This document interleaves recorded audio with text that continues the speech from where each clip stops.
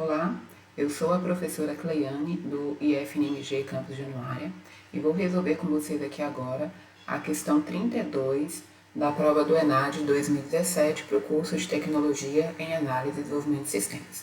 Então, primeiro vamos ler o enunciado. Um cliente solicitou a uma empresa a criação de um banco de dados para armazenar o resultado de uma eleição presidencial, com dados sobre os partidos políticos, os candidatos e a votação obtida por cada candidato em cada unidade da federação.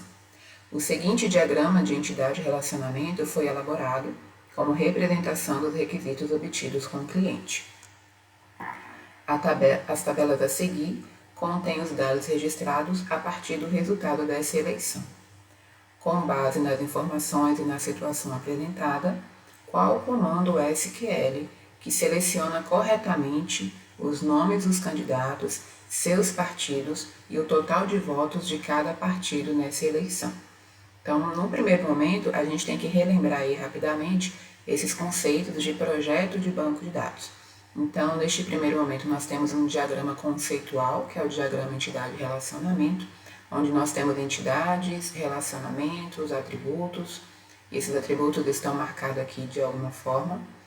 Esse diagrama, ele foi transformado em um modelo relacional, que é o modelo lógico, e aqui eles exemplificam como os dados estariam armazenados dentro das relações, que são as tabelas. E na resposta você tem que relacionar esse modelo relacional com o código do projeto físico, que seria esse modelo implantado de fato em um ambiente usando SQL e como que você consultaria esses dados neste banco de dados. Então, vamos analisar lá como foi construído o diagrama, para a gente entender o modelo relacional e aí conseguir elaborar essa consulta SQL.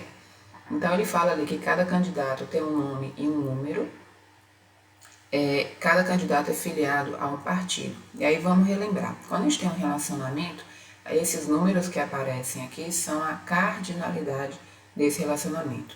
Significa, quando aparece somente um valor, a quantos partidos, no máximo, cada candidato pode se relacionar. Então, você lê aqui, cada candidato se filia no máximo a um único partido. Cada partido tem filiado no máximo um candidato. Partido tem número, nome e sigla. Número aqui está marcado está sublinhado porque identifica a chave primária. Quer dizer que cada partido tem um número único. Quando vocês veem aqui no candidato número pontilhado, neste modelo aqui, ele está falando que esse número do candidato vem do número do partido. A gente identificaria isso como se o candidato fosse uma entidade fraca, porém ele não marca aqui no desenho que essa entidade é fraca.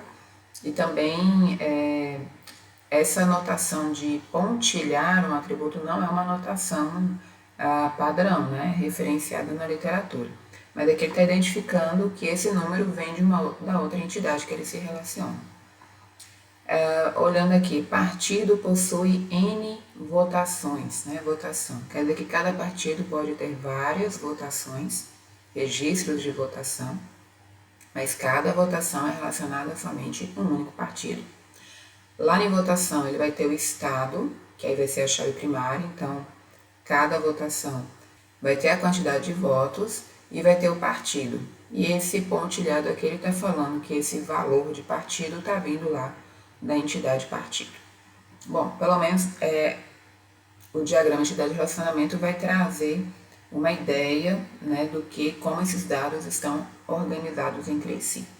Quando a gente visualiza a tabela, a gente tem lá o partido, número 91, partido 1, sigla P1 e assim por diante. Lá em candidato, o número dele é o mesmo número do partido, ok? Então, eu tenho lá o candidato 1, que é 91, que é do partido 1. O candidato 2, que é o número 92, que é do partido 2. Lá em votação, a gente vai ter lá, por exemplo, o partido 91, 2.345 votos no Acre. E aí, uma coisa interessante de observar é que tanto o partido como o estado, eles estão sublinhados e vão tentar identificar cada tupla, cada linha dessa relação de uma forma única. Então, para o mesmo estado, eu posso ter mais de uma votação desde que seja para partidos diferentes. O mesmo partido pode ter mais de uma votação, desde que seja em estados diferentes. Então, ele quer saber aqui na consulta SQL como que eu retornaria o nome dos candidatos que estão nessa tabela candidato, o nome dos seus partidos que estão na tabela partido e o total de votos de cada partido nessa eleição. Para saber o total de votos, por exemplo, se eu pegar aqui o candidato 91, eu teria que somar todas essas 3 tuplas. Então, eu preciso colocar a questão de soma. Para somar também, a gente tem que fazer aquele recurso Group By, para eu agrupar por partido e assim somar para cada partido. Então, a gente precisa lembrar desses recursos de Group By, que eu preciso do Group By para poder somar por partido, e aí conferir lá nas opções de resposta qual que apresenta esse recurso. Outra coisa importante aqui é que ele tem que fazer a junção entre 3 tabelas. Então, tanto partido, candidato e votação tem que aparecer no resultado da consulta. Então, aqui a gente tem que dar uma analisada nas opções de resposta para ver qual que é a resposta correta. Então, a primeira coisa que a gente tem que ver é o seguinte: a gente vai precisar do recurso SUM, a gente precisa da soma. Então, a letra A, ela é uma possibilidade, porém ela não tem Group By. Ok? Então, já é uma resposta errada. Aqui na letra B eu tenho um Group By, mas tem um Count. O Count, se eu fizer aqui, ele vai retornar 3, ele não vai retornar a soma. Então, a letra B já também não é uma opção. Aqui na letra C eu tenho o SUM e tenho o Group By. Então, primeiro vamos excluir quais a gente nem precisa olhar. E para voltar na letra C. Na letra D, ele não tem nem SUM, ele tem SUM aqui no final, mas ele teria que ter o SUM no Select, né? Para eu mostrar o resultado que eu quero mostrar, tem que estar no comando Select. Então, a letra D também não é uma opção. Aqui na letra E, ele não tem o recurso de SUM, de soma, tem um recurso de Group By, mas não tem o recurso de soma. Então, só por esse item de Group By e de SUM, e você saber que a soma tem que estar no Select e no final do código que tem que ter o Group By, a gente já pode marcar aqui que é a letra C. Mas vamos analisar aqui a questão para a gente dar uma revisada aí no conteúdo. Então, aqui no Select ele coloca o nome do candidato, e aqui C ele está chamando a tabela candidato, o nome do partido, e P é a tabela partido aqui na frente, SUM de a coluna votos lá da tabela de votação. Então, aqui o Select está adequado. Aqui ele procura from partido, candidato e votação. Ele não usa join para juntar as tabelas, ele vai fazer isso via where. Então, ele coloca lá onde ele tem que relacionar as 3 tabelas. Então, onde o candidato, o número do candidato seja igual ao número do partido, ok? Que é a forma que ele se relaciona aqui, né, entre partido e candidato. Se a gente olhar aqui, ó, o número do candidato é igual ao número do partido. E o partido da votação é igual ao número do candidato. Então, o partido da votação é igual ao número do candidato. Poderia ter colocado também que o partido da votação é igual ao número do partido, já que votação está ligado direto em partido. Mas como este campo também faz referência a este, vai chegar no mesmo resultado.